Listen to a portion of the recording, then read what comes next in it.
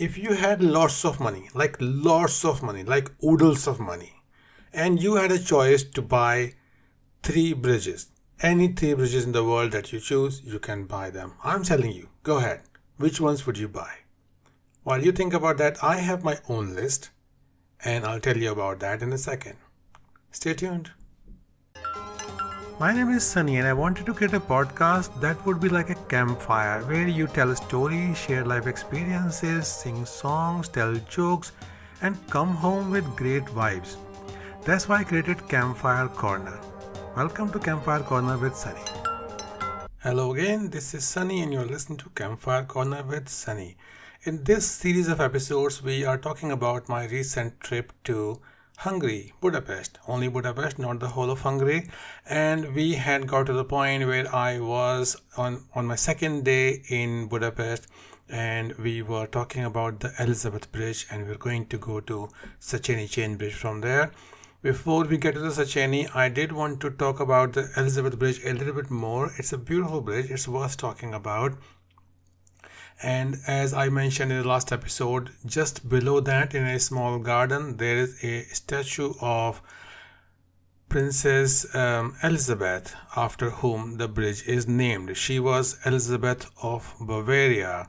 She was an empress of Austria and Hungary, and she was assassinated in 1898. The statue is a bronze statue which is just below the bridge on the Buddha side. And it's not that hard to find. So if you know that it is there and then you go under the bridge rather than going directly onto the bridge, you can easily find it. This bridge was created between 1897 and 1903, and it was destroyed during the World War II. But it was reconstructed later on, and that was between 1961 and 64. So it was reopened in 1964. This is a rebuilt bridge in a slightly simpler design, but it is still named after the same princess. Beautiful bridge, very, very much worth seeing, I would say. So definitely go and see that. The great thing from there is that you can see the Gellert Hill, the Gellert Baths, which is a nice view from here. And also if you face towards the Parliament, you can also see the Parliament in the distance, but the Széchenyi Chain Bridge. You can see the Széchenyi Chain Bridge easily from here, and you can take nice pictures of that bridge from this side. So that's a good advantage from there as well. Vice versa, if you go from Széchenyi. When I went to Budapest the first time, I knew only about the Széchenyi Chain Bridge. I did not know about Elizabeth Bridge. But when I was near the Széchenyi Chain Bridge, I could see this bridge, Elizabeth Bridge, and I was like, wow, that's a lovely bridge. And then I had to find out about it because I could see how pretty it was. I like bridges, so yeah. So let's go on to talk about the Széchenyi Chain Bridge now, because after I spent some time there, and then I recorded some stuff below the bridge with my camera, because on the bridge it was very windy, very cold, and I walked towards the Széchenyi Chain Bridge. The great thing about this is that all this walking that I did, this is close to the Danube. This is like right on the banks of Danube. They have lovely wide footpaths which are divided for cycle lanes, and there are some bikes and e-scooters also. People can ride on that, but they are very wide lanes. The bike lane is very wide and the footpath is also very wide. At this time, because it was quite cold in December, so there were not that many people riding the e-scooters or even bikes, but only a few. So it was still safe to walk through there. And it was not that crowded at this part. I think maybe because it was cold. In the markets, it was much more crowded. The markets and the shops and the streets, they were more crowded. But the bridge itself, yeah, that was crowded. So this time, because the last time I went to Budapest in summer, I had not been able to walk on the Széchenyi Chain Bridge because, and by the way, I say Széchenyi Chain Bridge, people in Hungary, they just call it Chain Bridge. Okay, so Lanchid, Lanchid, that's the name in Hungarian. You can see it on the signs. And the last time I went there, I was not able to walk on that because there was some construction going on. So cars were allowed, but pedestrian traffic was not allowed there. And I had I had been a little bit disappointed, but not a lot. But this time I was much more eager, much more keen to walk on that, because in the meantime I had been to another bridge which is called the Marlow Bridge, and that's a similar, very very similar, well, not similar, it's like exact copy of that, just that it's smaller in scale, and you can see that as well. And for my Indian listeners, there is an Indian movie called Naseeb, which features the megastar Amitabh Bachchan also, and that one features the Marlow Bridge. Okay, and in one scene, Hema Malini, in the heroine, she says, "I am going to Marlow tomorrow." And in the next scene, she is actually boating. She's in a little yacht on that river, and there's the bridge can be seen there, and then one of the heroes, he jumps from the bridge to save her from one of the bad guys. So I was very thrilled to see that as well. But that was after this. I've seen very recently. But even before I went to Budapest in Christmas time, I had been to Marlow and I had seen that lovely bridge, and that made me want. And I walked on that, obviously, but that made me even more eager, curious to walk on the actual thing, the actual Széchenyi Chain Bridge. This was Széchenyi Chain Bridge is the first permanent bridge that connected both sides, the Buda and the Pest side. And this I have mentioned before many times, that there were three cities: the Buda, the Old Buda, and the Pest. And these were connected. So Buda and Old Buda were on the west side, and the east side is the Pest, and they were connected by this bridge. This is the first permanent bridge. And when this was opened in 1849, this was like one of the largest and the longest bridges in the world. Okay, nowadays, well, everything gets taken over by other things. So, and this name, the Széchenyi Chain Bridge, it comes from Istvan Széchenyi. It's named after Istvan Széchenyi, who was quite a great political figure. He was a Hungarian politician, political theorist, and he was a great writer. And he is till this date known as the greatest Hungarian. Okay, so it's named after him. And it's a lovely bridge. On one side you can see the Buddha castle, and on the other side there are some other well, other than the hotels and the streets, there are some other nice buildings as well. So I wanted to walk on that, and I have recorded some stuff around that. So let me put that in here first, the videos, and then we'll talk more about the chain bridge. I want to walk on the Széchenyi Chain Bridge. Last time I came to Budapest, it was summer, it was nice, it was the perfect weather for walking on the bridges, but the Széchenyi Chain Bridge was having some work done. You know, like, yeah, everybody, when they get really old, slightly old, and they want to have some work done. And because of the construction, I could not walk on it. It was closed for pedestrians. There is a bridge in England, in a town called Marlow. This is just the Marlow Bridge. And that is a copy of the Széchenyi Chain Bridge. It is designed by the same engineer, James L. Tierney, and it is a model bridge, as in it's very small compared to the Széchenyi, but it is exactly the same design. So I have been to that, and I went there specifically for this, and I have walked on that bridge. So now we will see if I can do the same thing here. And I walked on the Charles Bridge as well in Prague. That was very nice also. So let's see what's in our future today. I am so close, I can see the bridge and also the Parliament building behind it, but I still have a little bit more to walk if you see this side. Okay, I'm right under the bridge. I have to just go up these stairs and we'll find out if I can walk or it's closed still.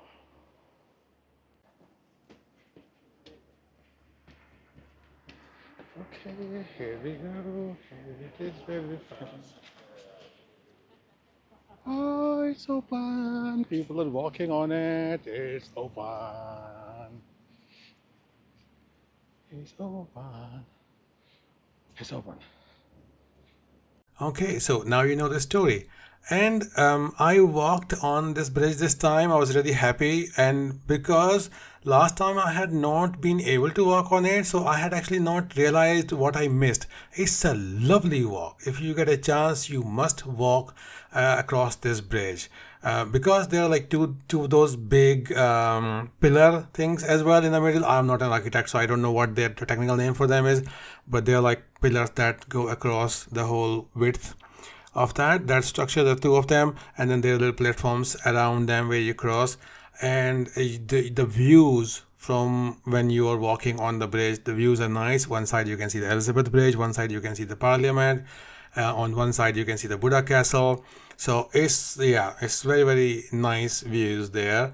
And this was slightly less cold than the Elizabeth Bridge because I think because it has a bit more structure. It's got those chains with heavy chains going from those pillar structures all the way to the side.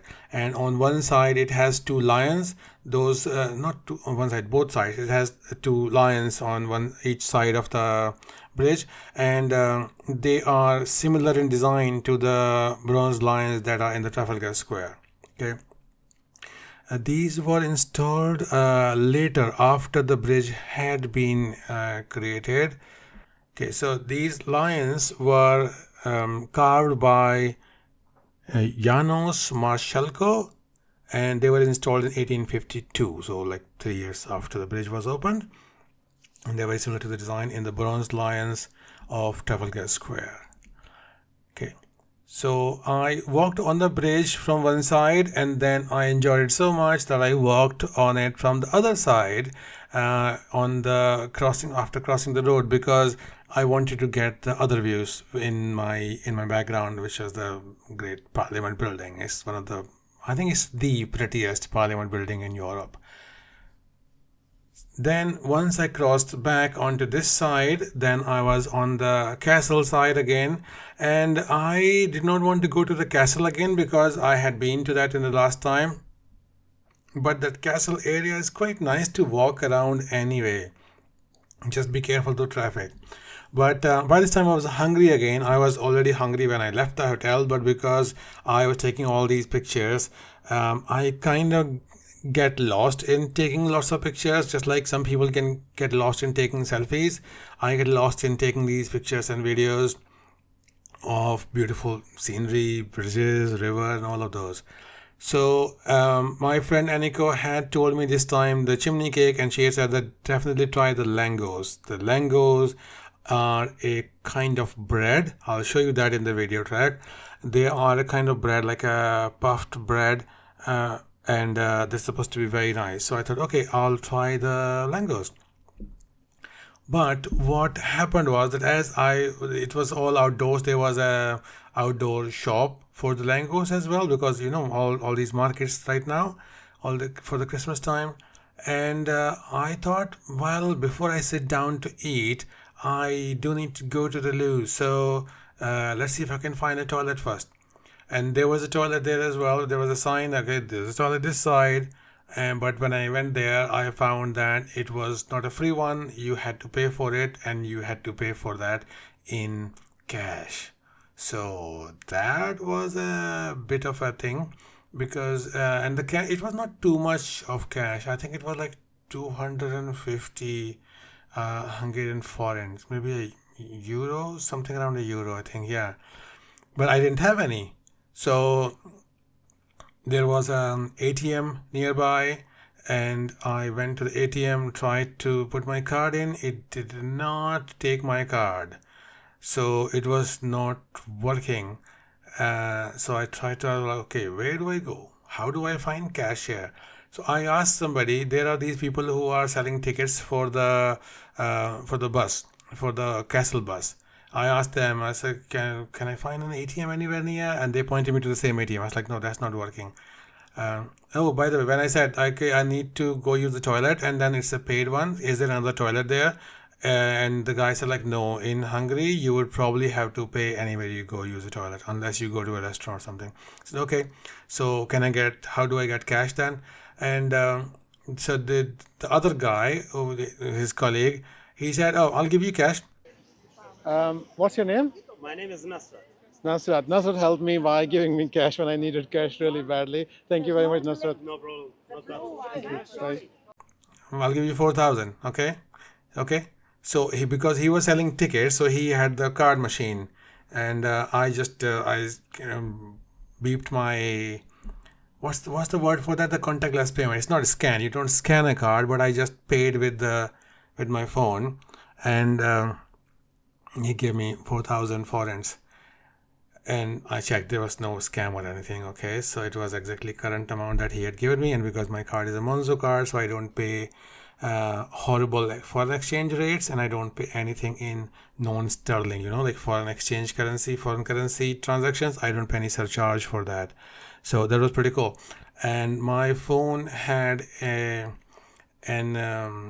wallpaper on the lock screen of Aishwarya Rai. So one of the guys is like, "Oh, you like Aishwarya Rai?" I said, "Yeah." And he's like, "Oh, what about Abhishek?" I was like, "Yeah, what about Abhishek?" But anyway, but I was surprised that he knew. But I thought this is a good chance. So I'm learning. See, I'm learning to do some better vlogging. So I thought this is a good story to kind of cover that Hungarian people or people in Budapest are actually quite helpful. So if you get stuck, you can kind of get help from the local people. And then that's when I thought, okay, I'll take a shot of this guy as well. And that's when I found out that they are not Hungarian. They live in Hungary, but they're not Hungarian. They are from Afghanistan. That's why they knew Aishwarya Rai, because she was Miss World, and she's an international figure, but obviously more well known in the Indian subcontinent. So that was a kind of amusing instance. Anyway, so we finished this story where I was able to go to the toilet and everything. That's fine. Then we came back to the Lango shop, and so Anika told me three things. One was the chimney cake, which I had already tried. Listen to the previous episodes for that, and the langos and the mulled wine. So she said they are very nice there. So there were two shops there. One was the Langos shop. So I got Langos 2,000, I think it was, 2,000 forints. And from the other shop, I got the mulled wine, which was, I think, also about 1,000. Oh my God, my memory is failing now already. But it was around 2,000 as well. So they were not expensive. Both of these things were not very expensive. And they both had card payments, so there was no problem. I used those 4,000 that guy gave me from the machine very judiciously, and I saved 500 forints from that to bring back just as a, like keepsake kind of thing. But otherwise, I mostly paid with card everywhere. Usually, you get card payments pretty much everywhere in Budapest, so it's not a big problem. Okay, so Langos. Langos were really nice. It's like, as I said, it's a raised bread, it's a puffed bread, which tastes very nice, and you can have different kind of fillings on that. I had chosen mine just with cheese and sour cream on top, and it tasted very nice with mulled wine. The weather was a bit cold. It was something around like small single digits, 2 degrees, 3 degrees, around that. So it was a bit chilly, and you did not want to take your gloves off for too long. And my hands were cold because of holding the camera with one ungloved hand. But it was okay. So I spent maybe like 10-15 minutes maximum there to eat the langos and then eat and drink the mulled wine. And then I went back into my sightseeing mode. I think we should finish here for today. This series probably is going on long, which is all right by me, because I'll tell you my plan. This is the 45th episode, and I was thinking about having 52 episodes and then starting a season 2 of this. But because of all my learning from this almost a year of the podcasting, I'm going to make some changes. And one of the change is going to be that I am going to rebrand this podcast. It was called Campfire Corner because I wanted to have different things in it, pretty much all the stories, jokes, questions, games, things like that. But with the limited number of audience that I had, I got feedback from them, and then with that feedback, it kind of became a very exclusively travel stories kind of podcast. So Campfire Corner doesn't really work with that. That's one reason. Second reason is that I want to connect it with my vlog a little bit more. So I am going to do more vlogging, which is my passion, to do the videos. I will keep doing the podcast, sometimes audio, sometimes video, depending on how much time and availability I have of everything. That will become clear in a second. And but it will be I do want to do vlogging as well, and I want to have both of them the same name, the channel and the podcast. But I won't change the URL for this because I have a few subscribers on Spotify, 7, and every subscriber matters. So I don't want them to have to hunt for this again and then again resubscribe. I will keep it going so that in the same URL, so that if they so that they can keep getting the episodes without having to hunt for this again. But for the new people, they will have to, when they search, they will search with the new name. I won't tell you the new name just yet. That will be probably next week. Okay, that's one reason that why I'm letting these episodes become longer, so that if they reach 52, that's perfectly fine with me. If they reach less, then that will be the end of the season when I finish this story, because I am planning on a longer trip after this. I won't give you all the details just yet because I like to build the suspense. It will be next episodes. I will tell you more about that. But that journey is going to be a bit long, and there will be a lot more stories from there. And it kind of makes sense. It's a logical separation to go from all these European travels, like little trips, to that long trip. So that long trip will become the beginning of season 1.